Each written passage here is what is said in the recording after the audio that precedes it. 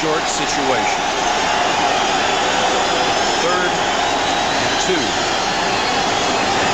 Oh, and they're out of timeouts. Wow. I mean, the first one was accidental, but to call 2 back-to-back on a drive like this is got to just make Richie Kotite wonder what in the heck is going on. Do I have the right guys on the field? What's the deal? O'Brien uses their last timeout. This game summary is sponsored by Miller Lite. Emmitt Smith with his top rushing effort of the season. Aikman with only 35 yards passing. O'Brien with 81 as the drizzle has never stopped. And the Eagles are out of timeouts. It's a tough situation for the Eagles to be in, but better your quarterback calls a timeout if he's not sure about the play or the personnel, then you run a bad play and maybe turn it over. 3rd and 2. Play action. And man was wide open. James Joseph was in the flat, maybe on his way to 6. Pass was thrown around the ankles. Watch the play action fake. Norton, everyone bites. Wide open. Ball thrown low. And Ken O'Brien knows that was a golden opportunity to blow against the defending world champions. And now Dallas has to burn off a timeout because they had 12 players on the field. We have 13 minutes remaining in this game, and there's only 1 timeout left for these clubs combined. Dallas has 1 in its pocket.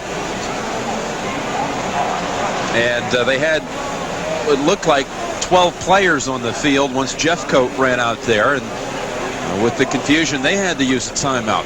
Smart timeout, though, instead of giving the Eagles a first down.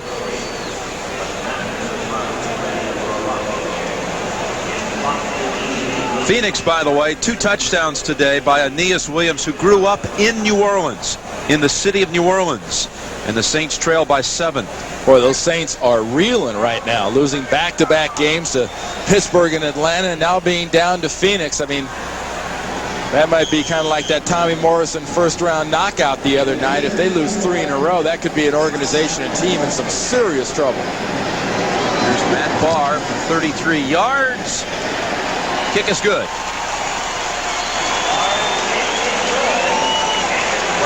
The Eagles are within a field goal.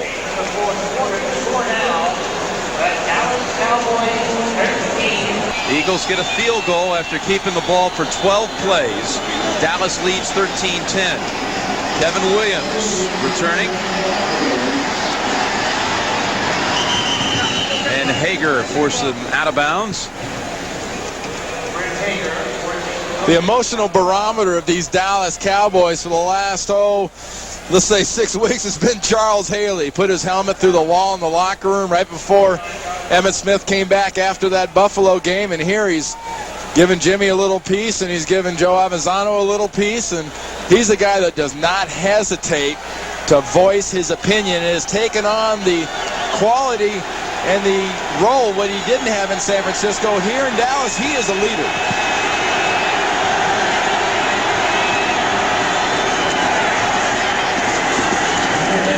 About 2 yards.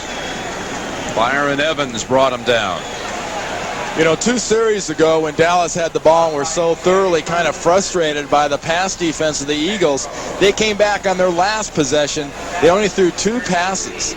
And the last time they had the ball, they just pounded the ball down the field, decided to use the run. It'll be interesting to see if Ben Smith and McMillan can keep them from throwing to the receivers. 2nd and 7.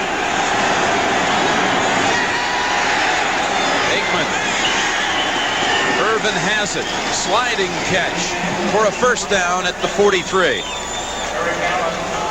Well, you remember earlier that the cornerbacks, Allen and Smith, were all over Irvin and Harper. Well, here they're soft. They're giving up yardage.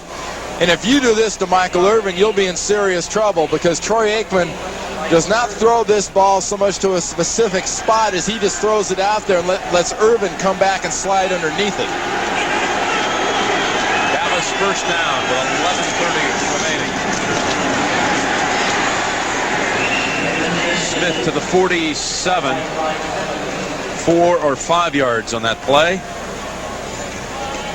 And Philadelphia showing a much more aggressive look up front, and Dallas does a very good job of blocking up in the middle. Now look at the middle. There's Irvin. Remember what we said earlier.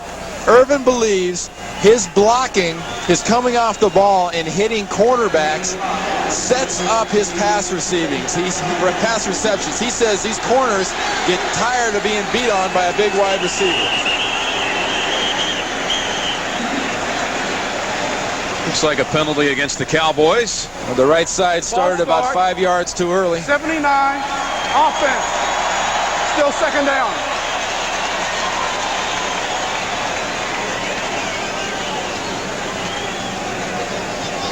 First penalty of the second half against the Cowboys.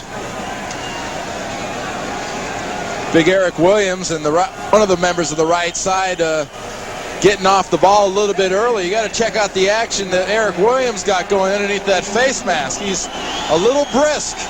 This is hardly the Ice Bowl in Green Bay, but Eric Williams says, hey, it's cold enough out here, I'm keeping my face covered up. Second and 10. Was the intended target. Ben Smith caught up to him to make the defensive play. I thought for a moment there we might see a touchdown Dallas. Alvin Harper accelerated and was wide open. And I got to tell you right now, folks, Mr. Smith is back. Here's a cornerback, suffered a devastating defensive injury to his knee, his anterior cruciate, had the closing ability, the snap, and the speed to break up that pass. That was a good pass by Troy Aikman. It was a good route by Harper. And it was a great play by Smith. Third down and 10. There's Harper. They go right back to him. It's his neck twisted around. His first catch. And that gets the Cowboys to the 45 of Philadelphia. Good for a first down. Yeah, we did the opener with Philadelphia and Phoenix, and when we did that game, Ben Smith mentioned that, you know, the problems I have are breaking on the ball, breaking to the tackle and the quick acceleration, and he shows none of those problems today. He is breaking to the ball just fine, and as you saw on that long pass, he is accelerating. Smith makes a couple of moves just to make 2 yards. Smith now with 154 yards in this game, which means the Eagles now have yielded the second, third, and fourth highest rushing efforts of this season in the NFL. Eric Pegram of the Falcons ran for 192. And then the next 3 all were against the Eagles. Tillman of the Giants, Brooks of the Redskins, and now Smith of the Cowboys. But this Bud Carson defense has said, run if you will, but we're not going to let you beat us with a big long pass. Second and 8. And climbing high for the catch, Alvin Harper. High jump champ at the University of Tennessee, the SEC indoor high jump champion, and he launched high into the air for a 10-yard catch. Having fast receivers, big plus. Having tall receivers, another big plus. Having fast, tall receivers that can jump is a plus not many defensive backs can overcome. Smith was there with good coverage, but Alvin Harper just went up about another half a body above everybody else for that ball. 8th play of this series for the Cowboys. Smith gets outside, look out, inside the 20, and out of bounds at the 16.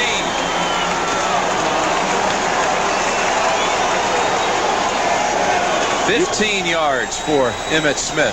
You want to talk about instincts and a running back that just feels something and go. Watch his acceleration. A slow draw. I got the corner, I'm going to take it. Wes Hopkins, no way. Thomas, no way. Miano has to get him 15 yards down the field before he can get him in his sights.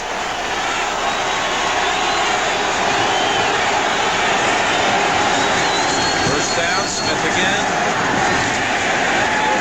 No gain that time. Clyde Simmons right with him.